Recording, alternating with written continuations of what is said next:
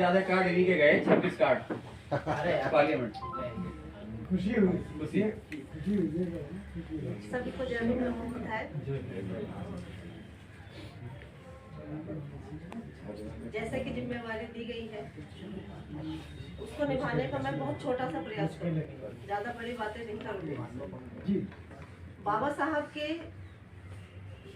संविधान में जो महिलाओं को हक और अधिकार दिए गए हैं, हमारी बहुजन जाति जो है वो तो गुलामों की भी गुलाम थी और हम नारियां उन गुलामों की भी गुलाम हैं।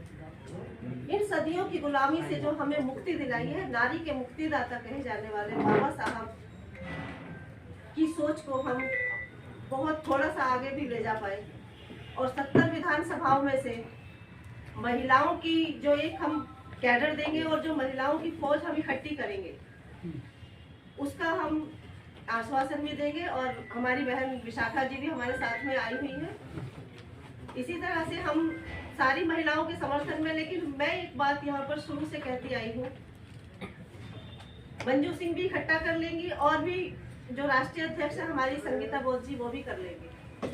आप भाई अपनी महिलाओं को कर लेंगे, एक एक महिला मुझे अपने घर से दे दीजिए,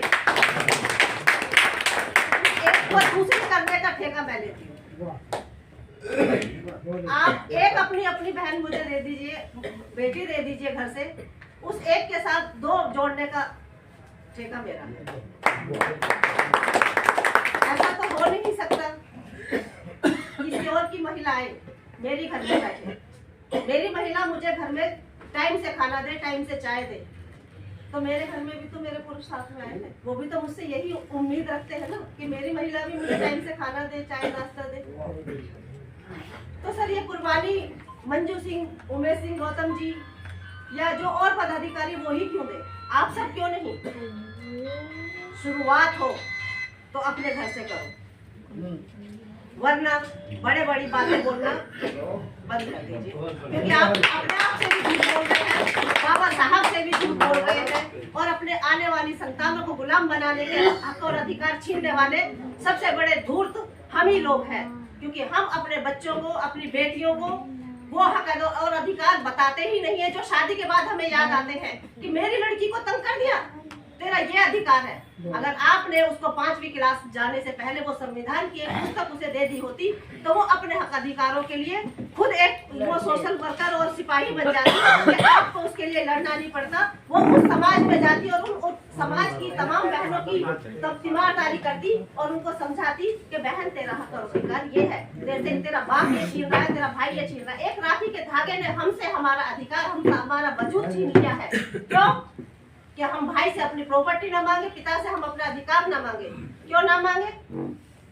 क्यों ना मांगे? जब बहू आकर के, बहू जो 22 साल अपने पीहर में रहकर आई, अपने पुत्र को वो संपत्ति देने का जज्बा रखते हैं, तो पुत्री को क्यों नहीं? सबसे बड़े धूर्त और सबसे बड़े दोगलेपन के शिकार तो हम ही लोग हैं।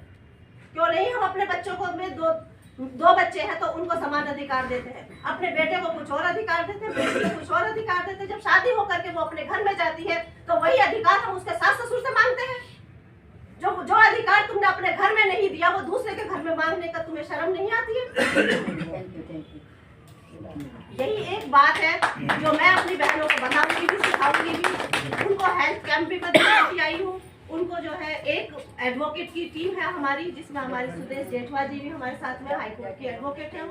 वो भी टाइम टू टाइम जो है बहनों के बीच में जाती है और उनको ये सारे कैडर कैंप में बताती है। हक और अधिकार, स्वास्थ्य की सेवाएं, ये हमारी बहनों को पता होनी बहुत ज्यादा जरूरी है। मुझ पर दल ने विश्वास जो दिखाया है उसको आगे बढ़ाने में मैं अपना काम करूंगी। जय हिंद।